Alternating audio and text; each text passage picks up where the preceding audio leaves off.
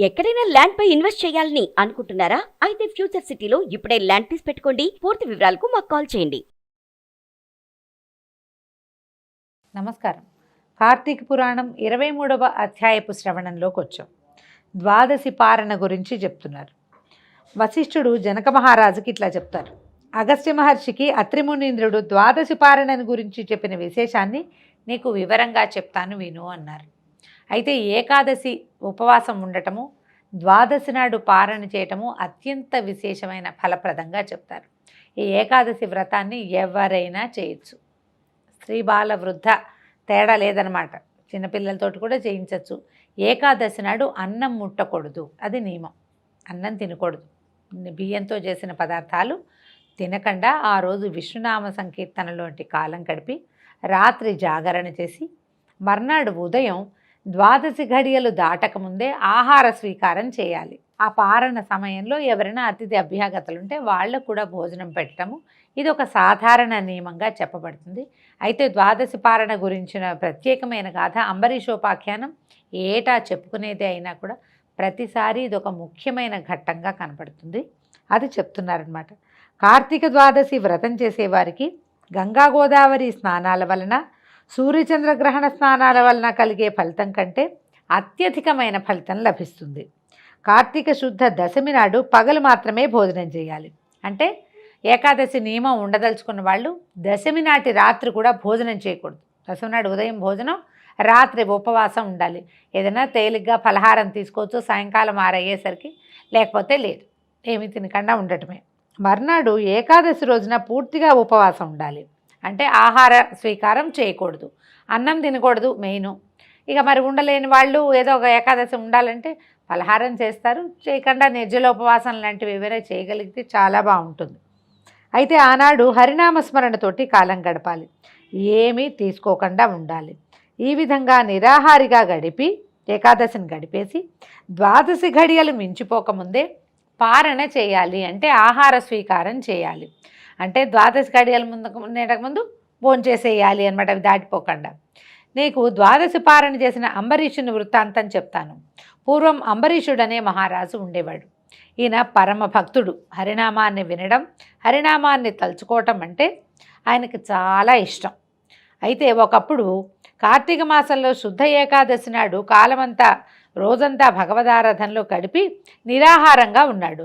పచ్చి మంచినీళ్ళు కూడా తాకుండా చాలా నిష్టగా ఉన్నాడు. ఏకాదశి తిథి వెళ్ళి ద్వాదశి ఘడియలు వచ్చాయి. అయితే ఈ ద్వాదశి ఘడియలు వచ్చిన సమయంలోనే భుజించాలి, ఘడియలు ఉన్నప్పుడేనని నియమంగా అనుకుంటున్నాడు.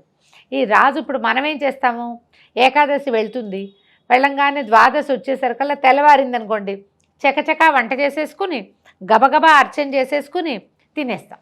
ఇళ్లలో చేయగలిగేది అదే కదా. ఈ రాజు వ్యవహారం అట్లా ఉండదు. ఈ ద్వాదశి నాడు వచ్చే తెల్లవారేసరికల్లా సూర్యోదయానికి ద్వాదశి కనుక ఉంటే ఆ రోజున ద్వాదశి గడియలు 12కో 1 గంటకో అయిపోయేలాగా ఉన్నాయి. ఒక్కో రోజు అలా అవుతుంది కదా. సాయంకాలం దాకా ద్వాదశి ఉండదు, పొద్దున 11 గంటలకో 10 గంటలకోనే వెళ్ళిపోతుంది. ఆ లోపల ఈయన అర్చన చేయాలి, ముందు నదీ స్నానం చేసి రావాలి, దేవాలయ దర్శనం చేయాలి, తర్వాత సాలగ్రామ అర్చన చేయాలి, ఇంటికి వచ్చాక నిత్యము చేసేటువంటి అగ్నిహోత్రారాధన చేయాలి, బ్రాహ్మణ సమారాధన కావాలి, అప్పుడు రాజు భుజించాలి. ఇంత ప్రోగ్రాము తెల్లవారి 10 గంటల లోపల ఎక్కడైపోతుంది? కొంచెం సమయం పడుతుంది. మనలాగా ఏదో అట్లా ఇలా పని చేసుకుని అలా చేసుకోవడానికి వీల్లేదు. ఎంతో బ్రాహ్మణ్యాన్ని పిలుస్తారు, ఎంతమందో పండితులు వస్తారు, వాళ్ళందరినీ పేరు పేరున అర్చించాలి, చకచకా చేస్తారు. ఘడియలు దాటే లోపల పారణ చేయాలి, అది నియమం. ద్వాదశి దాటితే ఏకాదశి ఉపవాసం ఉన్న ఫలితం ఉండదు. తర్వాత అది విష్ణుద్రోహిగా పరిగణింపబడతాడట. ఇప్పుడు విష్ణుద్రోహి అంటే అట్లా ఎట్లా విష్ణుద్రోహం అవుతుందండి? ఉపవాసం ఉన్నది వీడు ఎవడో భక్తుడు, ఆ తినకపోతే వాడి వాడు కదా బాధ. అంటే మనిషి గర్భంలో మానవుల శరీరంలో ఉండేటువంటి అగ్ని సాక్షాత్తు విష్ణు స్వరూపం, జఠరాగ్ని రూపంలో ఉంటాడు స్వామి. మరి ఈ ముందు రోజంతా ఆహారం ఇవ్వకుండా, దశమి నాటి రాత్రి భోజనం చేయకుండా, ఏకాదశి నాడు మొత్తం చేయకుండా, ద్వాదశి నాడు ఆ సమయం లోపల ఆ అగ్నికి మనం ఇవ్వవలసినటువంటి ఆహుతి ఇచ్చి తీరాలి. అది భగవంతునికి చేసే నివేదనతో సమానం. ఆ నివేదనకి ఎవరైనా అడ్డం పడితే వాళ్ళకు కూడా పాపం వస్తుంది. ద్వాదశి టైంకి భోజనం చేయనీయకుండా అడ్డం పడ్డవాడికి రౌరవాది నరకాలు చుట్టుకుంటాయని పురాణంలోనే చెప్తారు. ఇది ఒక లెక్క ప్రకారం జరగవలసిన విధి అన్నమాట. అయితే ఈయన ఏం చేశాడు, ఇది ఘడియలున్న సమయంలోనే చేయాలి, అవాళ ఏకాదశి వెళ్ళి ద్వాదశి చిన్న సమయమే ఉంది, త్రయోదశి మీదకి వచ్చేస్తోందనమాట. సరే ఏమైంది, ఈయన భోజనం చేద్దాం అనుకున్నాడు. ఇంతలో దూర్వాస మహాముని వచ్చాడు. ఈ అంబరీషుడు ఏం చేశాడు, దూర్వాస మహామునికి ఎవరైనా ఋషులు వాళ్ళు వస్తే వెంటనే వాళ్ళకి అర్ఘ్యపాద్య ఆచమనాలు ఇచ్చి మంచినీళ్ళు ఇవ్వటం, కాళ్ళు కడుక్కునేందుకు నీళ్ళు ఇవ్వటం, తర్వాత ఏదో విధిగా పాద పూజ చేయటం, తర్వాత కూర్చోబెట్టి అయ్యా ద్వాదశి పారాయణ చేయబోతున్నాను, మీరు కూడా నా సహపంక్తిన స్నానం చేసి రండి, సమారాధనకి రండి, మీరు భోజనం చేయండి అన్నారు. సరే ఏం చేశాడు, దూర్వాసుడు ఒప్పుకొని అంబరీషుడు కోరిక అంగీకరించి నదీ స్నానానికి వెళ్ళొస్తానని నదికి వెళ్ళిపోయాడు.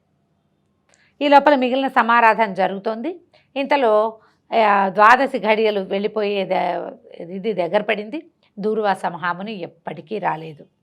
కానీ ఎంతసేపటికి రాకపోయేసరికల్లా అతిథి అభ్యాగతులు నారాయణ స్వరూపులే. ద్వాదశి ఘడియలు పూర్తి కావస్తున్నాయి. అందువల్ల ఏం చేసి ద్వాదశి పారణ అతిక్రమించకుండా చూసుకోవాలో తెలుసుకుందామని పెద్దలను అడిగాడు అంబరీషుడు. ఈయనకి చూసుకుంటున్నాడు, సమయం అయిపోతోంది. దూర్వాసుడేమో రాడు. మరి ద్వాదశి ఏకాదశి ఉపవాస ఫలితం ఎట్లా లభిస్తుంది? పైగా విష్ణుద్రోహం అవుతుంది కదా. అందుకని ఏం చేశాడు, చుట్టుపక్కల వాళ్ళందరినీ మహర్షులారా, ద్వాదశి పారణ అతిక్రమించకూడదు, ఒకవేళ ఇంతకుముందు చేస్తే అలా గనక చేస్తే ఇంతకుముందు చేసిన ద్వాదశి పారణ ఫలితం కూడా పోతుంది. ఇది చూడండి కొత్త అమెండ్మెంట్. ఇవాళ ద్వాదశి పారణ సక్రమంగా ఘడియల్లో చేయకపోతే ఇంతకుముందు నెలలో చేసిన ద్వాదశి పారణ ఫలితం కూడా పోతుందట. ఇది కూడా ఉంది ఒకటి.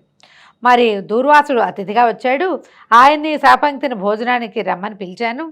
అతిథికి పెట్టకుండా తినడం యజమాని ధర్మం కాదు, అందులోనూ ఇది ద్వాదశి పారణ పుణ్యకాలము, ఇటువంటి పవిత్ర సమయంలో అనాచారం చేయకూడదు.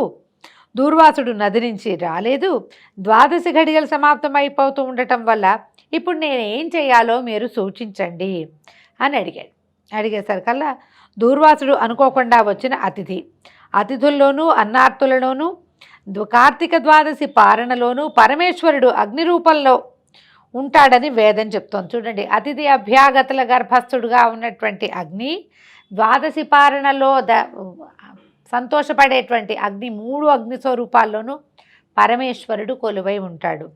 జఠరాగ్ని రూపంలో ఉన్నటువంటి అగ్ని ప్రాణవాయువు వల్ల ప్రజ్వలింపజేయబడుతుంది. అప్పుడే మనకి ఆకలి కలుగుతుంది. జీవుడు స్వీకరించేటువంటి భక్ష్య భోజ్య చోష్యలేఖ్య రూపమైన ఆహారాన్ని అగ్ని ఆరగిస్తున్నాడు. కనుకనే ఇంటికి వచ్చిన అభ్యాగతి శూద్రుడైనా చండాలుడైనా అతన్ని విడిచిపెట్టి తినకూడదు. నిత్యాగ్నిహోత్రుడు, పరమ నిష్ఠాగరిష్ఠుడు, యోగీశ్వరుడు, విశేష విప్రుడైనటువంటి దూర్వాసుడే అతిథిగా వచ్చాడు. అతని కాదని ముందు భోజనం చేయటం వల్ల ఆయురారోగ్యాలు కీర్తి ప్రతిష్టలు తొలగిపోతాయి. భోజనానికి రమ్మని పిలిచి నేను ముందుగానే తింటే ఆ ముక్కోపి శపించే ప్రమాదం కూడా ఉంది. కనుక అతిథిని నిర్లక్ష్యం చేయటం, పారణ అతిక్రమించిన దోషం రెండూ కష్టమే అన్నారు. అతిథి అభ్యాగత స్వయం విష్ణు అని వేదవాక్కు. అతిథి అంటే అనుకోకుండా వచ్చినవాడు, పిలవగా వచ్చినవాడు కూడా, అభ్యాగతుడు కూడా స్వయంగా విష్ణువు అని వేదం చెప్పింది. కాబట్టి వీళ్ళని గౌరవించాలి, నిరాదరణ చేయకూడదు అని మనకి అంబరీషోపాఖ్యానం సూచిస్తోంది. ఈయన అడిగాడు, ఇప్పుడు నేనేం చెయ్యాలి అంటే వాళ్ళందరూ డక్కుపడింది, ప్రతి వాళ్ళకి భయం వేసింది. నువ్వు తినే అనలేకపోయారు, ఏం చెయ్యాలి అనేది చెప్పలేక ఆలోచిస్తూ ఉండిపోయారట. దూర్వాసుడికి భయపడి పెద్దవాళ్ళెవరు అంబరీషుడికి ద్వాదశి పారణ విషయంలో సలహా ఇవ్వలేకపోయారు, భయపడ్డారనమాట. అయితే మహారాజా మీకు తోచినట్టు చేయండి అన్నారు. అంబరీషుడు బాగా ఆలోచించాడు. ఆహార స్వీకారం చేయకపోయినా కనీసం నీళ్లు తాగితే పారణ అవుతుంది, నీళ్లు తాగితే నీళ్లు తాగినట్టే అవుతుంది, కానీ ఆహార స్వీకారం అయినట్టు కాదు, అన్నం తిన్నట్టు కాదు కదా, పారణకి సరిపోతుంది, ఆహారం తీసుకున్నట్టు కాదని బాగా యోచించి, సరే ఆలోచించి పైగా ద్వాదశి గడవకుండా పారణ చేయాలి అని ఆలోచించి కాసిన నీళ్ళని ఒక చిన్నది ఇలా చేత్తో తీసుకోపోయాడు. అంటే ముందు రోజంతా జలం కూడా తీసుకోలేదు, అతను నిర్జలోపవాసం ఉన్నాడు. అయితే ఇది 3 ఉద్ధరణల నీళ్లు తీసుకుంటే ఏ తప్పు లేదని భావించి 3 ఉద్ధరణల నీళ్లు ఇలాగా ఉపవాసంలాగా చేతిలో పోసుకొని స్వీకరించిపోయాడు. సరిగ్గా జలం నోటికి తగులుతూ ఉండగానే దూర్వాసుడు వచ్చేసాడు. వేగంగా వచ్చేసేసరికల్లా వచ్చి నీళ్ళు తాగుతూ చూసేసి వెంటనే ఏం జరిగిందో తెలిసిపోయింది ఆయనకి.